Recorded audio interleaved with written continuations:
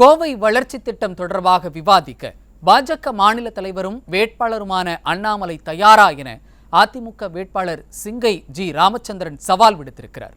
அதிமுக வேட்பாளர்கள் அறிமுக கூட்டத்தில் அவர் பேசியதை தற்போது பார்க்கலாம். பாராளுமன்றத்தில் செந்தமிழில் கேள்விகளை கேட்டால் செந்தமிழில் பேசவும் தயாராக இருக்கிறேன். If they ask me any question in English, I am ready to answer it in the parliament. मेरे को हिंदी में सवाल पूछ रहे मतलब हिंदी में भी बोल सकता हूँ. లేదు మీరు తెలుగులో మాట్లాడుతుంటే తెలుగులోనే మాట్లాడుతున్నాను. இப்படிப்பட்ட இளைஞர்களுக்கு 36 வயசுல என்ன போற இளைஞர்களுக்கு இங்க இருக்கிற அண்ணன்மார்கள் எடப்பாடி அவர்கள் வாய்ப்பு கொடுத்திருக்காருன்னா இளைஞர்களுக்கான ஒரே இயக்கம் அனைத்து இந்திய அண்ணா திராவிட முன்னேற்ற கழகம். இங்க வேட்பாளர் நாங்க இல்ல, இங்க வேட்பாளர் புரட்சி தமிழரின் திட்டமும் எங்கள் அண்ணன் மாண்புமிகு எஸ்பி வேலுமணி அண்ணன் அவர்களும். ஆனா அவங்க வேட்பாளரா இருந்தாலும் எங்களை நம்பியோ யாரை நம்பி அவங்க எங்களுக்கு சீட்டு கொடுக்கல. எங்க முன்னாடி உட்கார்ந்து இருக்கிற ஆயிரக்கணக்கான தொண்டர்களாகிய உங்களை நம்பிதான் கொடுத்திருக்காங்க.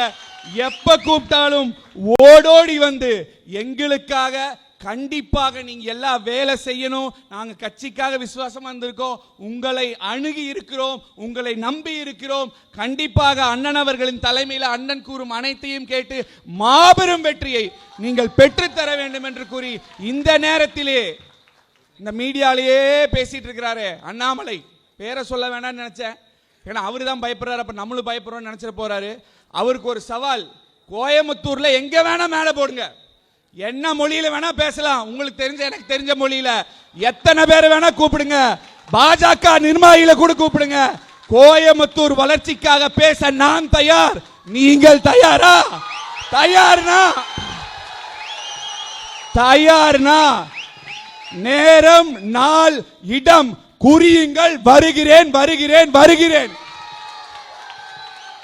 அண்ணாமலை நின்னா 1.5 லட்சம் ஓட்டுன்னு சொன்னாங்க, வித்தியாசத்தில் ஜெயிப்போம். இல்ல, வேற யாராவது நின்றிருந்தாதான் 1.5 லட்சம் ஓட்டுல ஜெயிச்சிருப்போம்.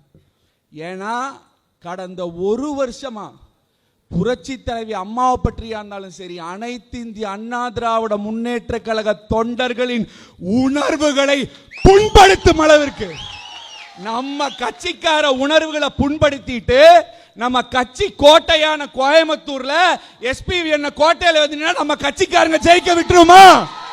விட மாட்டோம்.